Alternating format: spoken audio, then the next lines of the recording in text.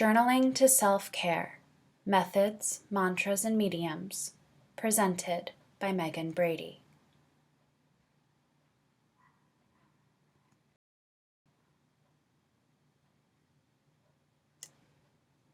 Journaling has been a hobby for centuries, but it can also be used to improve your mental health.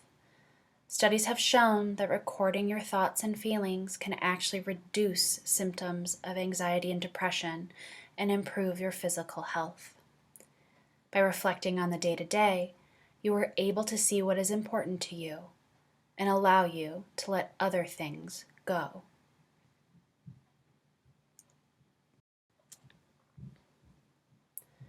What makes journaling so great is that it can be done with just a piece of paper and something to write with. It is helpful to keep a pen and paper handy so that whenever you feel inspired to write, you are able to write. Not all of us have time in the day to sit and wax poetic. If you are a beginner starting out, set aside 5 minutes a day to journal and try to maintain that goal. There is evidence that journaling just once a week allows for better mental health.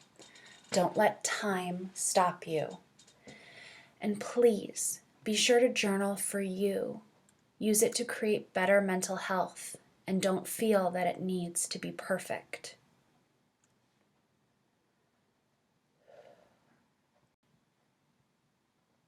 When we think of journaling, there are different images that come to mind. William Shakespeare writing with his feather pen, or your sister laying on her bed scribbling in her diary. These images tend to hold people back. Often sitting down to journal about your day causes you to say, "Nothing happened to me today," or "I've done nothing worth writing about." First, that is not true. And second, journaling is about your emotions, and there are so many different ways to journal. All of them can help us with self-care. In this presentation, instead of focusing on traditional journaling, I am going to talk about different methods like a brain dump, stream of consciousness, heart mapping, a few lines a day, and letter writing.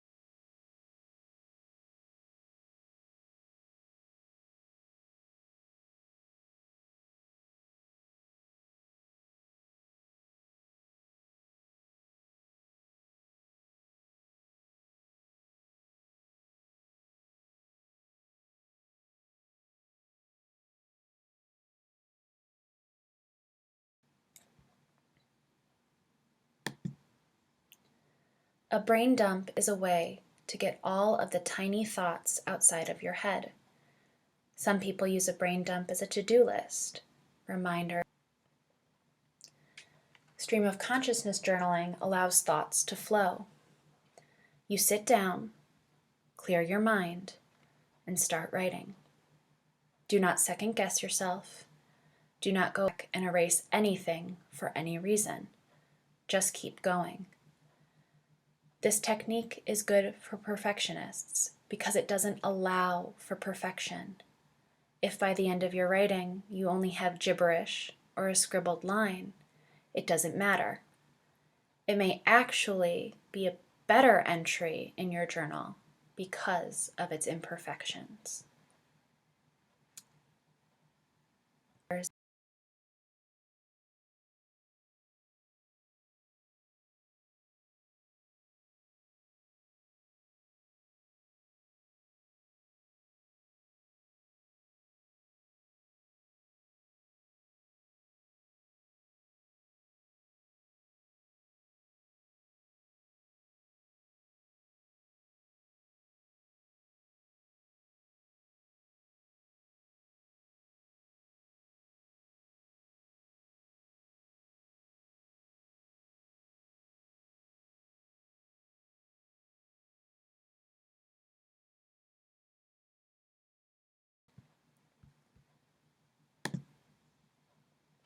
A heart map is a way to quickly jot down things you're grateful for and remind yourself of those things you keep close to your heart.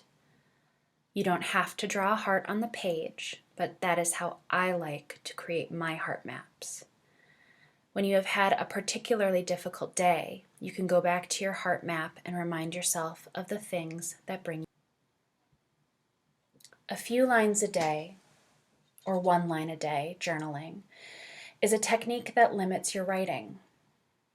You only have 1 to 3 sentences in which to write. This is a great technique for beginners because it takes the inner expectation to, quote, write a lot. It also allows for you to get to the important stuff quickly. You don't have pages to write, so you have to say what matters right away.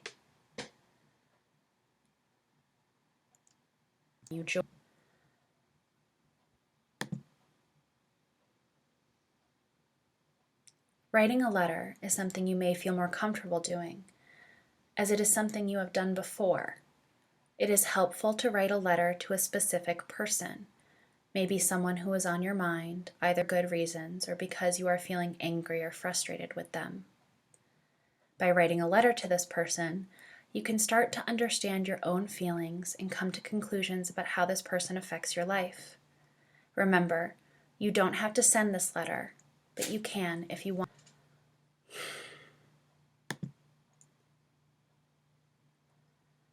Maybe you have heard all of these examples and still think, journaling just isn't for me. Not everyone feels comfortable putting feelings on paper. The next few examples of journals may be more beneficial if you are feeling this way. Bullet journaling is a technique created by writer Carol. It involves using a journal that has dots instead of lines. Because there aren't lines, it is easier to incorporate art and color into your journal. This type of journaling is used as a tracker, guide, and log. Most bullet journals incorporate some sort of calendar, allowing you to keep track of tasks and upcoming activities. Some also include habit and mood trackers, which, when used reflectively, can allow you to notice patterns and keep you mindful of your own temperament, recognize triggers, and learn ways to better control them. Finally, bullet journals are incredibly useful as goal-setting tools. You can set a goal and then track your progress towards that goal with different spreads.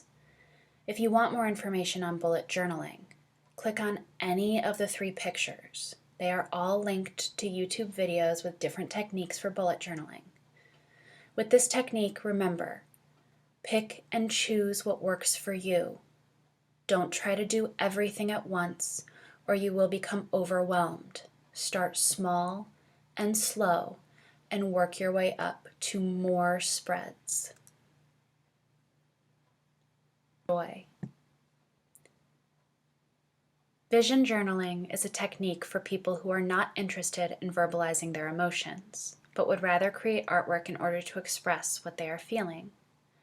You can incorporate words into your art using calligraphy or typography. And remember, art is not only created with a pen and paper. Using paint, crayons, markers, clay, or even photography is still considered vision journaling.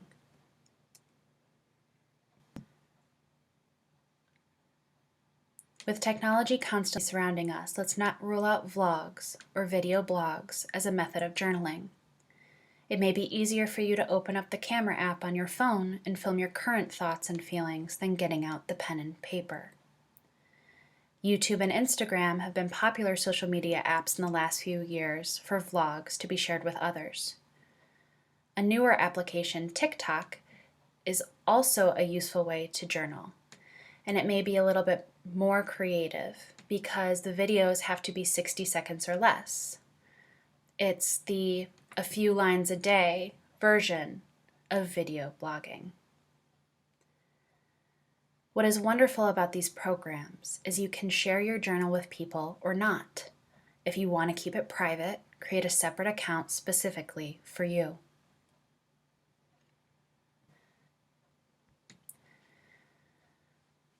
If traditional journaling with paper and pen just aren't for you, try the applications Day One, Journey, or Diarium, which are available on your phone or tablet. This may be more conducive to journaling on a commute or in a quick minute at work. If you don't want to get that fancy, just pull out your notes application. If typing isn't for you, record or dictate your journal. You don't have to have your face in a video to create an audio blog.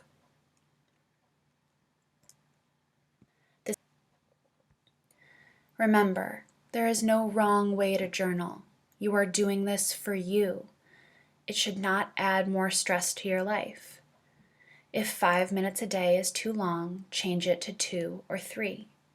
Create a time every once in a while to reflect back upon previous journals, which will aid in your understanding of yourself and help you become more self-aware. Finally, if you are bored with journaling, switch it up. There are so many ways to journal. Don't feel limited.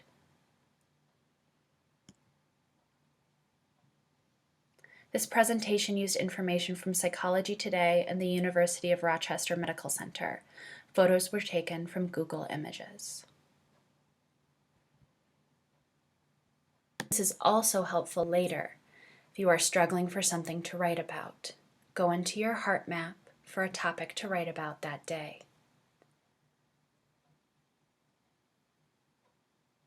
Of upcoming events or bills to be paid.